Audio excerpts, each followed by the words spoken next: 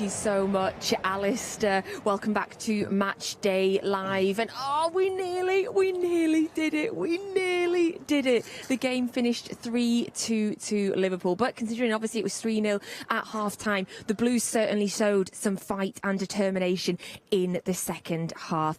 I'm still joined by Esme Morgan, Steve Howey and Joleon Lescot. Joleon, we nearly did it at the end. Very much so, yeah. Crazy game, but obviously a lot better second half. Amazing performance, and I honestly believe that I'll have a bigger psychological impact on Liverpool if we were to meet in the Champions League final. I just think that if that ends 3-0 and they dominate for 90 minutes, I think that's a different edge on both teams. But the fact that City come out second half and pull it to them, and obviously Liverpool didn't really have a chance barring the last couple of minutes, but that's a massive performance from City in the second half. We started the second half perfectly as well, didn't we, Steve? Within 2 minutes, Jack Grealish pops up with a goal. Yeah, and it's a good finish as well, because it's a difficult finish, actually, because when the ball is coming across to him, you can see it's actually bouncing, so he does really well to control that. And to get that goal, you think, right, you know, are we going to make a fist of it the second half? You just think that, you look at all the pressure that Man City had there towards the end, would it have been different? We know if Jesus had put that chance away. If he puts that chance away, we've still got 20 minutes. Yeah. You know, rather than 5 minutes. You know, and then Liverpool would have been under pressure. But you know, Alisson makes a decent save. You think, you know, could Jesus go around the goalkeeper? But then Alisson, he is still on his feet a little bit. It is a difficult chance, but top strikers, and these are the fine lines in these games and top teams. He didn't put it away, but Liverpool towards the end are hanging on. Yeah, they had a chance right at the death, but really we had a couple of chances.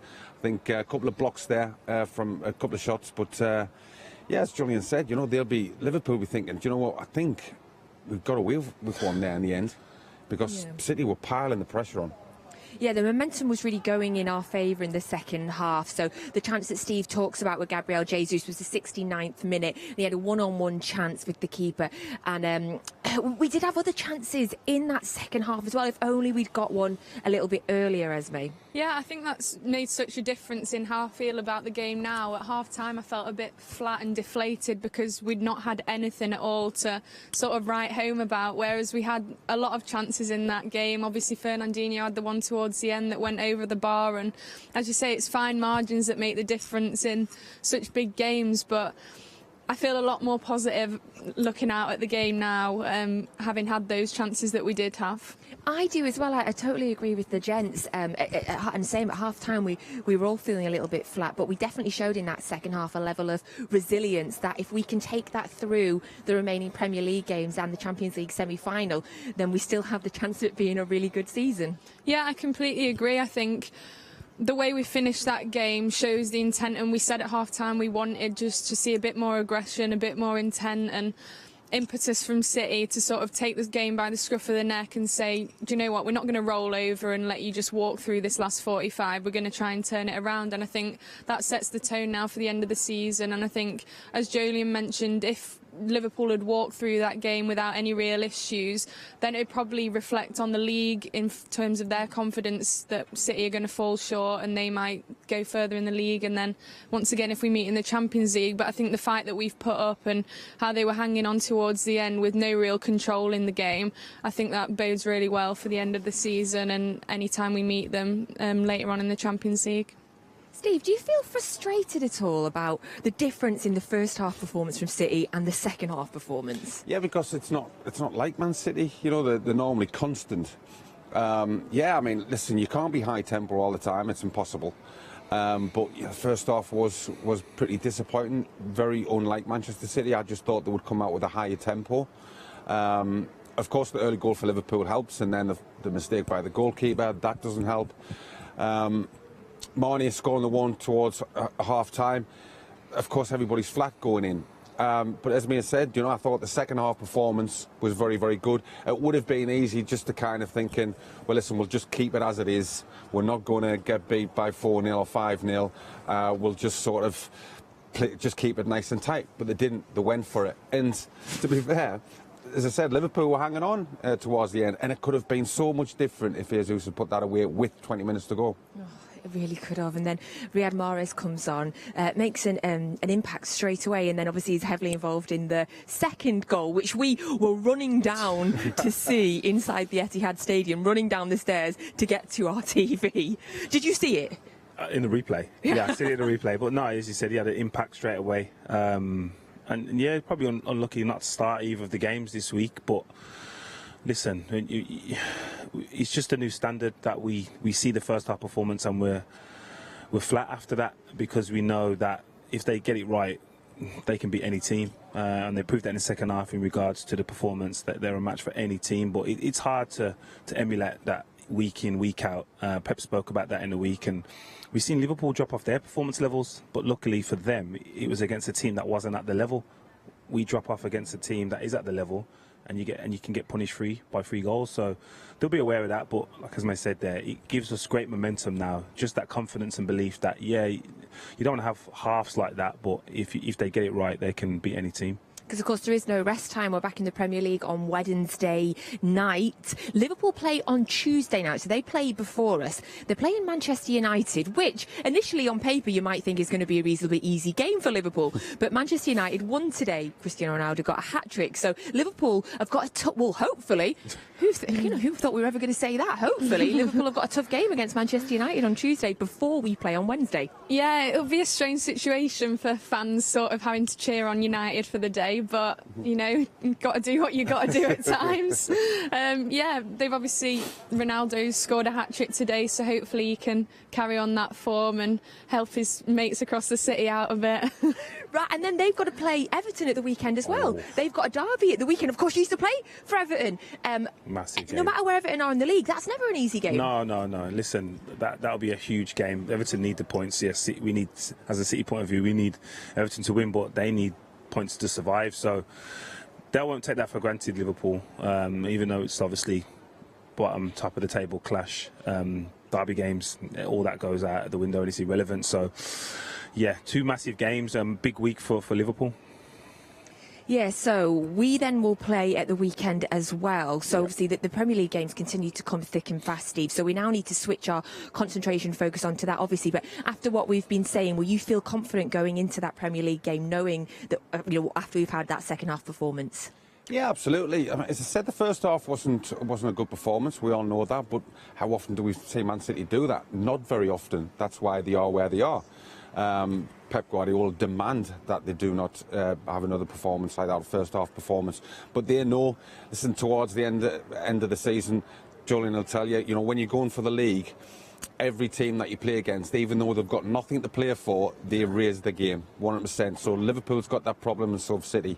So both teams will have to, be on top form to beat all the teams.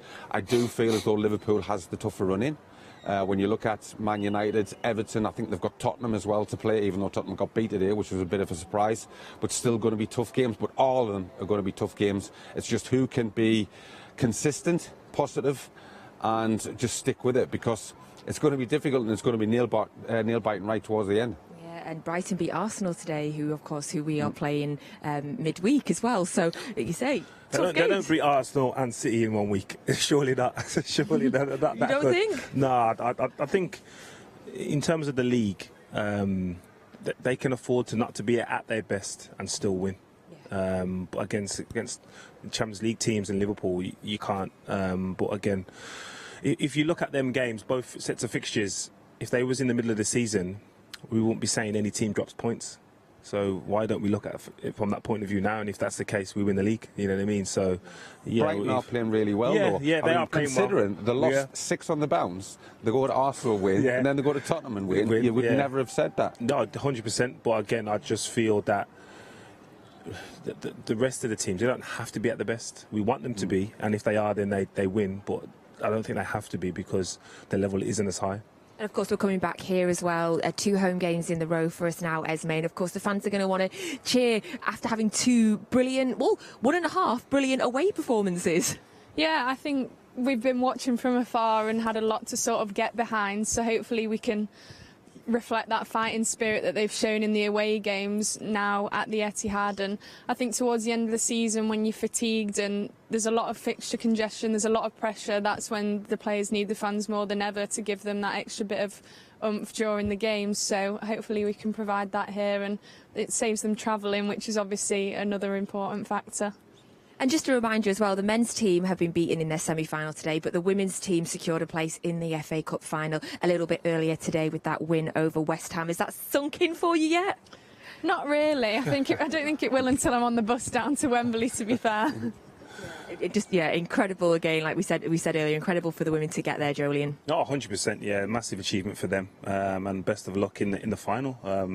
Not sure who's going to be both tough teams who they could face, but going to Wembley, yeah, it's just a massive occasion. So before we wrap up today, we've got one more WhatsApp question that I'd like to ask you all. You didn't give us your name. You said, there it is, Carl the Salford Blue. Hello, Carl. Carl would like to know, which is your favourite defender that you admire, and who was the scariest forward you played against? We'll go to you, Steve. That I played with? Yeah, played against. Scariest forward you played against? Scariest forward I played against? Are we talking about aggressive or just somebody that you just didn't like playing against? Yeah. Whatever you want, I think. I would say that I didn't like playing against Zola just because of his low sense of gravity. He was quick, he was brave, trickery as well. The big tall ones, you tend to, as a centre half, you're quite happy to play against them because it's just a physical battle. Where the players like Zola and Henry, Bergkamp, Cantona, people like that, they're the difficult ones.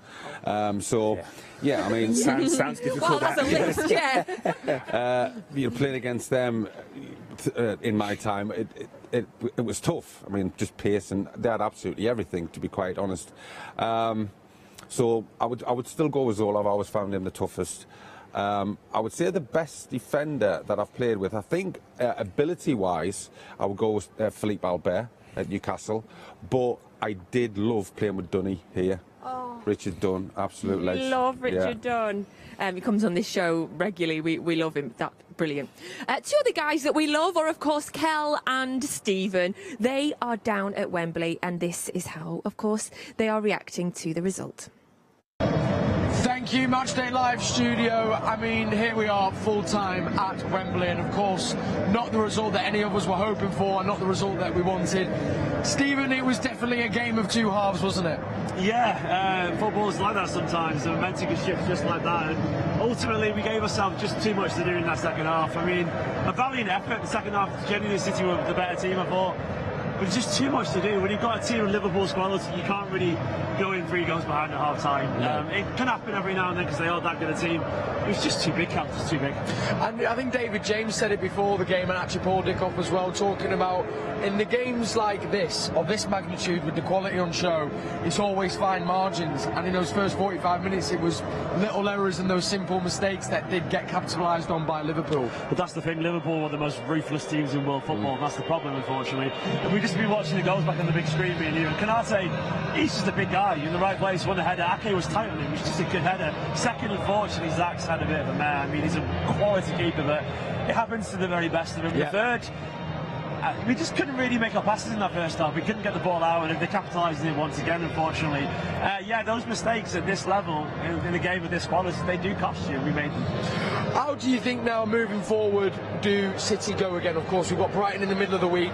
Obviously, the focus now is on the Premier League and Champions League, and it's important to remember we're still top of the Premier League, and we're into the semi-finals for only the 3rd time in our history. So there's still so many brilliant things going on. It's easy to forget it when you have a loss like this, but... Well, it hurts so much because where we are, because we're at Wembley, we're in the semi-finals, and that's, I guess, a moment that we need to remember. We are that good a team that we are fighting on all fronts, and I mean, when we had these 4 games back-to-back, Atletico, Liverpool, we knew something was going to give.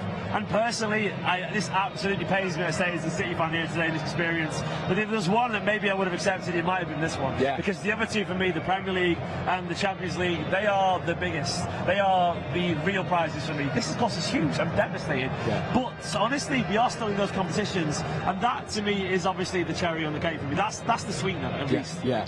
I mean, we've got them, of course, and we look towards our big game against Real Madrid. there was a few personnel changes today, but do you think that there is a situation where it's kind of going back to the drawing board, or do you think it is just a case of, you know, just a few little tweaks needed here and there and we'll be all right? Well, it's worth remembering that the same team that unfortunately had us in at 3-0 down was sort of the same ones that fixed it, you know, and we knew we were that close to getting it back. So, I mean, any set of players can have a bad day on the pitch. They would certainly better in the second half. There will be changes naturally because the quality of the bench today is ridiculous. De Bruyne, you know, Diaz, Rodri, Gundogan, all these players, they will naturally come in. But I don't think it's the case because of today, more just because we need to keep every player fresh at this stage of the season. It's just necessary. You have to rotate, otherwise you get injuries. Yeah. What was quite interesting as well, I found for myself and you, is we were fortunate enough to be sat by the bench, and you're always kind of wondered how do the players and the staff react in these moments. Like us, actually. And honestly, you can say all like us, and there was a real sense of, you know, depletion and devastation amongst the players. So when sometimes you ask the question, do they actually care? Well, I can say from sitting next to the boys in blue today, they do. I watched Ruben Diaz run down the touchline right in front of me. That man cares. He absolutely does. I saw Riyad Mahrez jumping up and down at the sidelines. I mean, it hurts. It really does hurt. But ultimately, this is what the highest level of football is all about, that level of quality. Yeah. And the thing is, the biggest games also hurt the most. Yeah, they really, really do. But that is football, Stephen. And I would just like to say, but I was thinking, you know, what do we say after today's game? Well, I can honestly say, in the 2 weeks of football, which have been what a privilege to have had the games that we played and the opponents that we faced. From what I've seen in all those games, bar maybe the first 45 minutes in this, is complete commitment. I've seen one of the best performances from City against Atletico in the Champions League than I've ever seen, for so many different reasons. You got a 2-2 against the second best team in the league. We're number one. So I think there's a lot to be positive for, and there's a lot still to play for. No, exactly. That's spot on. I mean, once again, Liverpool rested all those players. We didn't get to do it. Something was going to give. It was our legs, unfortunately. A little bit too tired.